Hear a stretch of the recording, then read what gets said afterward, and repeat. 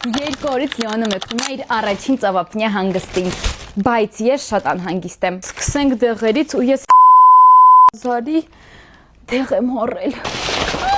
Տակության դեմ, էլի տակության դեմ, հակաալերգիկ կծածի դեմ, հակալուծային, մարսողական ֆերմենտ, հակապսխեցուցիչ, պարտադիր ջանազյանի արևապաշտպաններ, ականջի ցավի դեպքում, հակաբիոտիկ, պրոբիոտիկ, վառվելու դեպքում 2-3։ Անցնենք հաճելի մասին։ Մի քանի ջրային հագուստ Լեոնչիկի համար։